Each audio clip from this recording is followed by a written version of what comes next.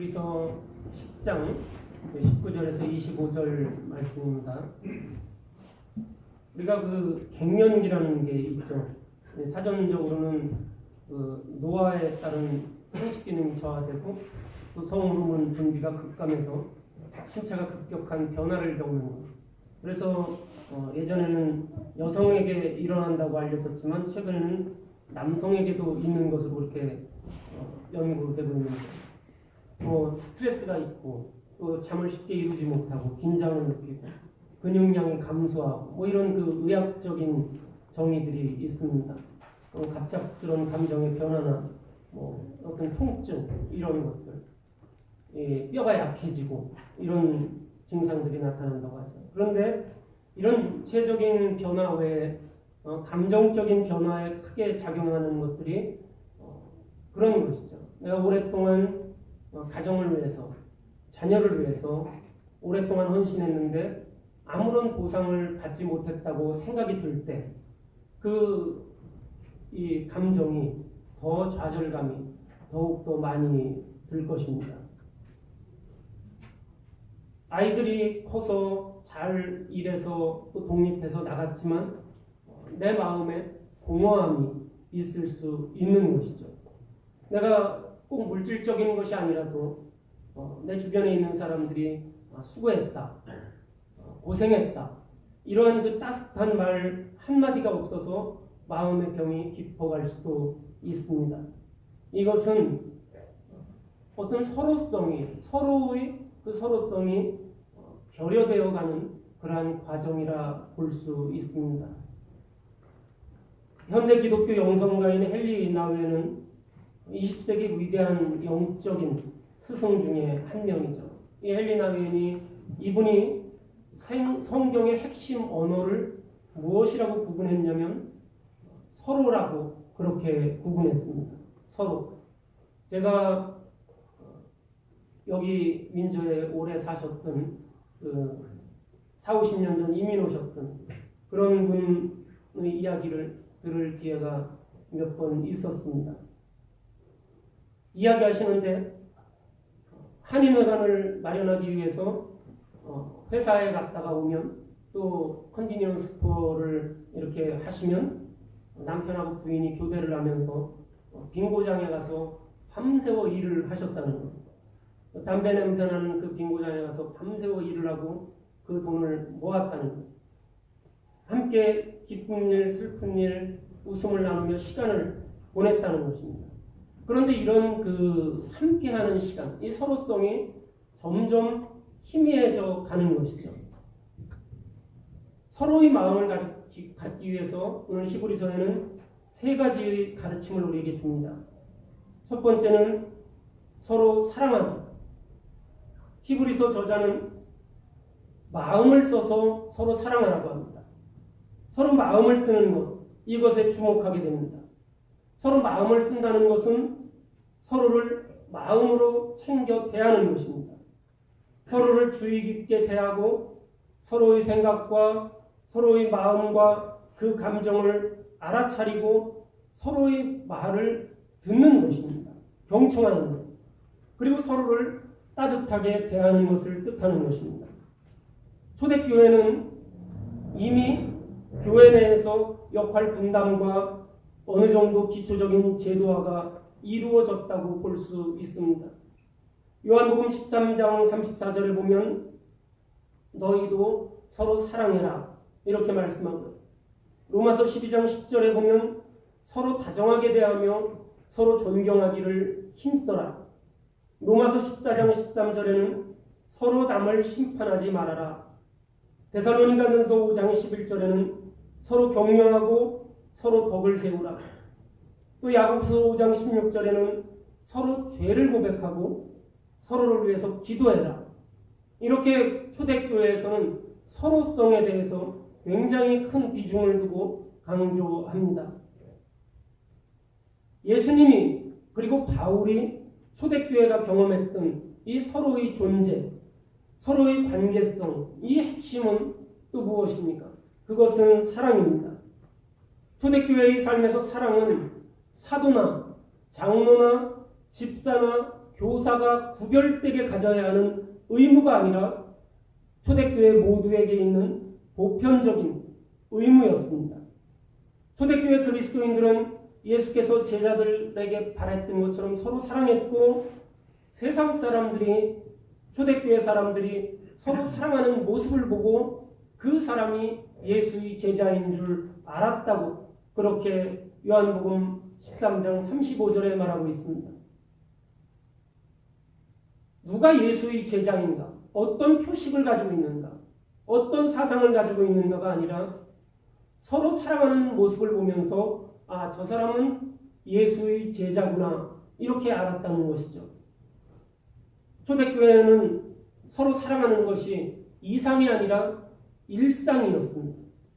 그 사랑이 깊어져서 오늘 이 히브리에서처럼 교회를 한 몸으로, 그리스도의 몸으로 여겼습니다. 초대교회 교인들이 보여준 서로 사랑의 일상, 이것을 배우고 실천하는 것이 교회의 모습입니다. 서로 사랑의 한 뿌리에서 나온 작은 한 가지가 우리 교회입니다. 예수의 큰 뿌리에서 수십 가지, 수백 가지의 가지가 나오는 것처럼 우리 교회가 그 뿌리에서 나온 것이죠. 두 번째, 오늘 본문에서 말씀하고 있는 것은 선한 일을 위해서 협력하라는 것입니다. 선한 일을 하도록 서로 격려하라는 것이죠. 앞에서 말씀드린 사랑이 이 공동체의 존재 방식이라면 서로 선한 일을 하는 것은 공동체의 활동 방식이라고 할 수 있습니다. 그것이 협력입니다. 공동체의 활동은 개인의 헌신을 늘 필요로 합니다. 개인의 헌신 없이 공동체는 존재할 수가, 또 활동할 수가 없습니다. 개인의 헌신은 공동체의 소중한 덕목입니다. 그런 헌신이 공동체를 이끌어가지만, 그러나 그 헌신의 서로성이 결여될 때, 서로성이 없을 때 개인의 헌신이 무엇이 됩니까? 그것은 개인의 희생이 되는 것입니다. 물론 희생도 소중한 덕목입니다. 우리가 희생해야죠. 하지만 한 개인, 또 소수의 개인이 희생을 통해서 그 공동체가 유지된다면 그 소수의 상태에 따라서 공동체가 활력을 얻기도 하고 활력을 잃을 수도 있는 것입니다. 심지어 공동체 안에서 희생과 헌신 때문에 상처를 입을 수도 있습니다. 공동체에서 희생과 헌신을 하다가 지치거나 상처받은 이들, 대부분 희생과 헌신에 열정적인 사람들입니다. 희생하며 애쓴 만큼 변화가 없기 때문에 속상하고, 희생하며 헌신한 만큼 오해를 받아 서운하고, 희생하고 헌신한 만큼 지치고 상처를 입습니다. 헌신은 혼자 하면 그것은 희생이 되기 쉽고, 헌신은 함께하면 협력이 될 수 있습니다. 건강한 공동체를 형성하는 원리는 개인적인 희생이 아니라 공동체의 헌신, 즉 협력이 이 건강한 공동체를 이루어가는 것입니다. 이러한 헌신과 협력의 대표적인 예는 우리가 잘 아는 기러기의 비행을 보면 우리가 잘 알 수 있습니다. 이 기러기들이 계절을 따라서 이동을 할 때 저처럼 화살촉의 모양을 가지고 무리를 지어 날아갑니다. 맨 앞에 기러기가 수만 킬로를 날아가면서 기류를 온몸으로 맞고 양력을 만들어주면 그 다음에 오는 기러기는 덜 힘들게 날아갈 수 있습니다. 맨 앞에 가는 사람이 공기의 저항을 100% 다 받으면서 희생하고 헌신하는 것이죠. 그렇게 가는 것입니다. 그런데 그 한 마리가 그 먼 길을, 10,000km가 넘는 그 먼 길을 그 한 마리가 이끌고 간다면 얼마 가지 못하고 지치고 추락해서 떨어지고 말 것입니다. 그러면 맨 앞에 가는 기러기만 따랐던 그 기러기들은 길을 잃거나 뿔뿔이 흩어지게 됩니다. 그래서 기러기 공동체는 서로 돌아가며 인도자가 됩니다. 맨 앞에 기러기가 지치면 그는 제일 뒤로 빠지고 대신 다른 기러기가 앞으로 나와서 바람을 맞으며 무리를 인도합니다. 이런 번갈아 바람을 맞는 그 덕분에 수천 킬로를 이 기러기들이 이동할 수 있는 것이죠. 홀로 헌신하는 것, 희생이 아니라 서로 헌신하는 협력 덕분에 그런 놀라운 일을 해낼 수 있는 것입니다. 리더십을 서로 분담하고 때로 인도자의 역할을 교대하는 협력은 효율성만이 아니라 공동체의 정신과 삶을 늘 새롭게 하기 위해서 그것은 꼭 필요한 것입니다. 서로 의지하며 함께 가야 이 길을 멀리 갈 수 있는 것입니다. 영적 친구와의 우정은 인간이 받을 수 있는 가장 큰 선물입니다. 영적 친구의 우정이 있기에 자신이 어두움에 파괴되지 않고 걸어갈 수 있는 것입니다. 공동체의 협력, 서로 믿음을 가진 이들의 우정, 이것이 사랑으로 함께 모여져서 공동체를 이끌어갈 수 있는 것입니다. 히브리서에는 세 번째로 시간을 이야기합니다. 히브리서 기자는 함께 힘써 모일 것을 권합니다. 실제로 그날이 가까이 오는 것을 믿은 예수의 재림과 종말에 임박했다고 믿은 초대교회 공동체는 자주 모여서 함께 먹고 함께 기도하고 함께 예수의 가르침을 되새겼을 뿐만 아니라 그들은 함께 생활했습니다. 함께 살았습니다.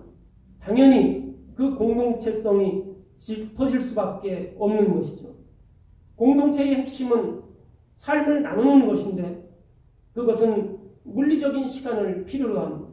우리가 어떤 사람을 만나서 짧게 인사를 하고 고개를 숙이고 이런 것으로 부족합니다.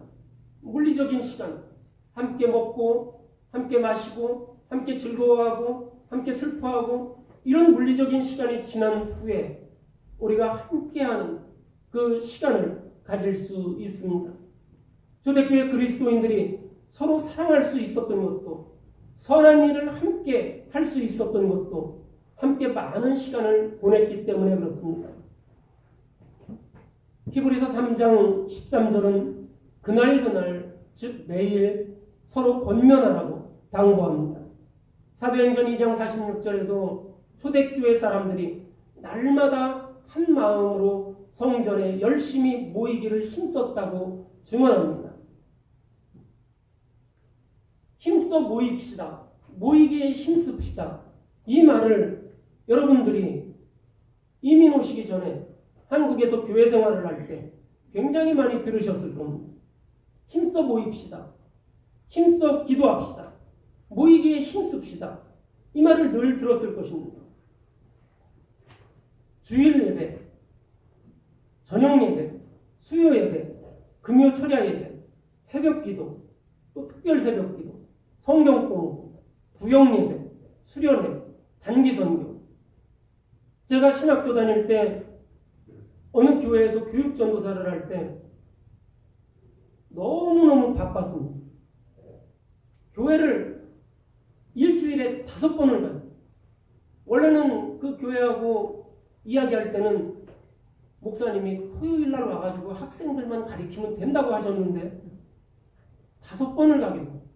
월요일도 가고 화요일도 가고 수요일도 가고 목요일도 학교 끝나면 거기를 가려고 거예요. 너무 많은 모임이 있고 너무 많은 예배가 있으니까 그걸 참석하다 보니까 일주일에 5번을 교회에 가게 됐습니다. 그건 저 같은 교육전도사뿐만 아니라 많은 교인들이 그렇죠. 그래서 교회 생활하느라 가정생활하고 사회생활할 틈이 없다고 비판을 하기도 하고 비판을 받기도 했습니다. 그런 경험에 비하면 우리가 이민 온 이 캐나다의 교회는 힘써 모이는 일이 거의 없습니다. 어떻게 보면 참 편한 교회인지도 모르죠. 일주일에 하루, 주일에 1시간, 또 1시간 식사, 길어야 2시간이죠. 이 2시간이 교회 경험의 전부인 경우가 참 많이 있습니다. 편하고 자유로울 수는 있지만 공동체로서 서로의 삶을 깊이 알고 나누는 친교와 우정을 경험하기에는 굉장히 부족한 시간입니다. 예배 시간 1시간을 빼면 1시간 동안 밥을 먹는 시간인데 그 시간 동안 내 옆에서 밥 먹는 사람 한두 명하고 이야기 나누면 그게 끝입니다. 그리고 집에 가는 거예요. 서로의 삶을 깊이 알고 나누는 친교와 우정을 경험할 수가 없어요. 이런 현실의 공동체의 시간에 대해서 생각해 보게 만듭니다. 윈저에 오래전에 이민 오셨던 분들의 이야기 들어보면 그냥 저녁 때 아무 뭐 약속이나 뭐 그런 거 없이 그냥 저기에 있는 믹맥팍을 가셨답니다. 믹맥팍을 가면 거기 사람들이 한 명씩 나온다는 거예요. 집에 에어컨도 없고 그래서 더워가지고 애들 데리고 믹맥팍을 가면 한 명 나와서 거기서 이야기하다가 계속 이야기하고 뭐 그러다가 해가 지고 깜깜해지면은 다 이제 집에 돌아가서 주무셨다는 거예요. 누가 말하지 않아도 공원에 나와서 이민 생활의 애환을 나누고 직장 이야기를 하고 비즈니스 이야기를 하고 자녀 이야기를 하고 교회 이야기를 하면서 많은 시간을 보냈다는 것이죠. 그러다 보니까 이 공동체성이 강해지는 것이죠. 그러다 보니까 한인회관을 짓느라고 우리 빙고장에 가서 일하자. 그러니까 그래 내가 오늘 5시부터 10시까지 갈게. 내가 10시부터 새벽 4시까지는 내가 갈게. 이런 것이죠. 지금처럼 일주일에 한 번 보는데 우리가 한인회관을 짓기 위해서 교회를 짓기 위해서 우리가 빙고장에 가서 일합시다. 누가 가겠습니까? 누가 그 밤에 거길 가서 일을 하겠습니까? 제가 이민 목회할 때 이 교우께서 그런 이야기 하신 적이 있습니다. 한국에 있던 교회에서는 금세 서로 형님, 아우님, 언니, 동생 이러면서 금방 가까워지는데 이민교회에 오니까 몇 개월이 지나도 굉장히 서먹하다라는 말씀을 하신 적이 있습니다. 그래서 제가 여쭤봤죠. 전에 교회에서는 어떻게 해서 친해질 수 있었냐 했더니 많은 시간 함께 했다는 거예요. 많이 모였다는 겁니다.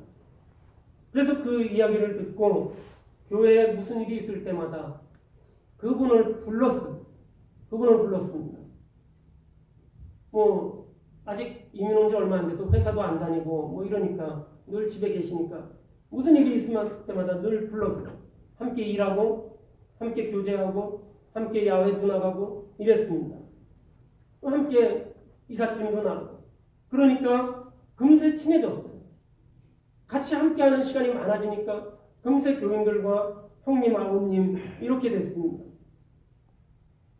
인격적 우애의 기초는 함께 시간을 보내는 것, 힘써 모이는 것, 이것을 알게 해줍니다. 교회의 참된 우리는 더 많은 시간 동안 함께 공부하고 함께 토론하고 함께 기도하고 함께 교제하고 함께 예배하는데 힘써야 할 것입니다. 지금보다 말할 수 없이 어려웠던 그 예전 시절의 이민 선배들이 교회를 세우고 신앙생활을 용기 있게 할 수 있었던 것도 그런 함께 했던 시간들이 있었기 때문에 우리가 교회를 새로 세울 수 있었지 않았을까. 지금보다 사는 것도 더 어렵고 지금보다 모든 환경들이 더 안 좋은데 지금도 우리가 교회를 세운다고 여러분들이 생각해 보십시오. 얼마나 이 머리에 걸리는 것이 많습니까? 그런데 40년 전에 우리 교회 43년 전에 이 윈저 땅에 교회를 세운다고 생각해 보십시오.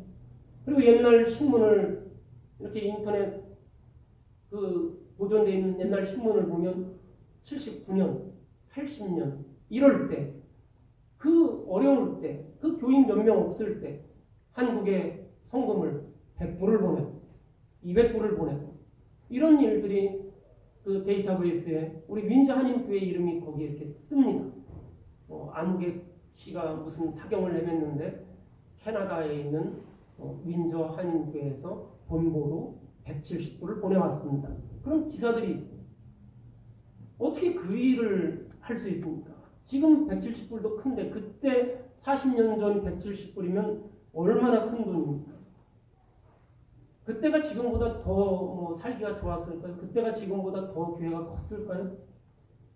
함께하는 시간들이 많았기 때문에 용기 있게 걸어갈 수 있었던 것입니다. 지금 우리에게 필요한 것도 마찬가지입니다.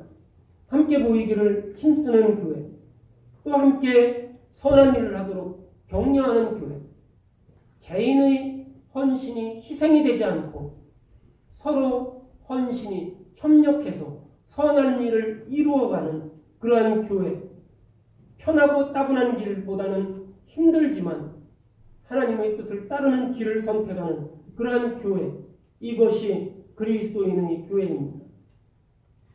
어느 단체든 어느 교회든 초창기 멤버들은 열심히 있기 마련입니다.